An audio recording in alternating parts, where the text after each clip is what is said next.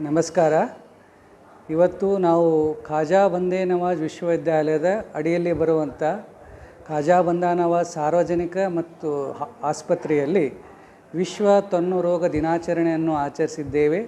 ಈ ಸಂದರ್ಭದಲ್ಲಿ ನಮ್ಮ ಪ್ರಾಂಶುಪಾಲರಾದ ಡಾಕ್ಟರ್ ಸಿದ್ದೇಶ್ ಅವರು, ನಮ್ಮ ವೈದ್ಯಕೀಯ ಅಧೀಕ್ಷಕರಾದ ಡಾಕ್ಟರ್ ಸಿದ್ಲಿಂಗ್ ಚಂಗ್ಟಿಯವರು, ನಮ್ಮ ಆಡಳಿತಾಧಿಕಾರದ ಡಾಕ್ಟರ್ ರಾಧಿಕಾ ಅವರ ಸಹಯೋಗದೊಂದಿಗೆ ಇಲ್ಲಿ ಜನರಿಗೆ ತಿಳುವಳಿಕೆ ಕೊಡುವಂಥ ಒಂದು ರೋಲ್ ಪ್ಲೇ ಅಥವಾ ಸ್ಕಿಟ್ ಮಾಡಿದ್ದೀವಿ.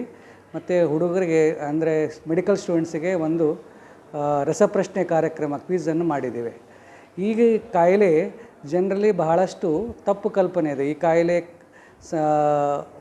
ಖಾನ್ದಾನಿ ಅಂದರೆ ಇದು ವಂಶ ಪಾರಂಪರ್ಯವಾಗಿ ಬರುತ್ತದೆ, ಇದು ಒಬ್ಬರಿಂದ ಒಬ್ಬರು ಮುಟ್ಟೋದ್ರಿಂದ ಬರುತ್ತದೆ, ಈ ಥರ ಯಾವುದೂ ಇಲ್ಲ.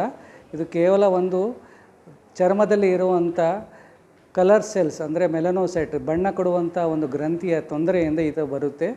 ದೇಶದಲ್ಲಿ ನಾವು ಈ ಕಾಯಿಲೆಯನ್ನು ಎಲ್ಲ ಕಡೆ ನೋಡ್ತೇವೆ, ಎಲ್ಲ ಜನಾಂಗಗಳಲ್ಲೂ ಎಲ್ಲ ಒಂದು ರೇಸಲ್ಲೂ ಇದೆ. ಬಟ್ ಭಾರತದಲ್ಲಿ 1-2% ಜನರು ಈ ಕಾಯಿಲೆಯಿಂದ ಬಳಲ್ತಾ ಇದ್ದಾರೆ. ಇದು ದೇಹಕ್ಕೆ ಕೊಡುವ ಒಂದು ಹಿಂಸೆಗಿಂತಲೂ ಮಾನಸಿಕವಾಗಿ ಇದು ಜಾಸ್ತಿ ಜರ್ಜರಿತೆಯನ್ನು ಗಳಿಸುತ್ತದೆ. ಆದ್ದರಿಂದ ಈ ಕಾಯಿಲೆಯ ಬಗ್ಗೆ ಸರಿಯಾದ ತಿಳುವಳಿಕೆ ಇದ್ದು ಇದನ್ನು ತಕ್ಷಣ ನುರಿತ ಚರ್ಮ ರೋಗ ವೈದ್ಯರಲ್ಲಿ ತಾವು ತೋರಿಸಿ ಇದಕ್ಕೆ ಚಿಕಿತ್ಸೆ ಪಡೆದಲ್ಲಿ ಇದು ಗುಣಮುಖವಾಗೋದು ಸಾಧ್ಯ ಆಗುತ್ತದೆ. ಆದರೆ ಇದು ಬಹಳ ಒಂದು ಸಮಯ ತಗೊಳ್ಳುತ್ತೆ ಗುಣಮುಖವಾಗೋಕ್ಕೆ.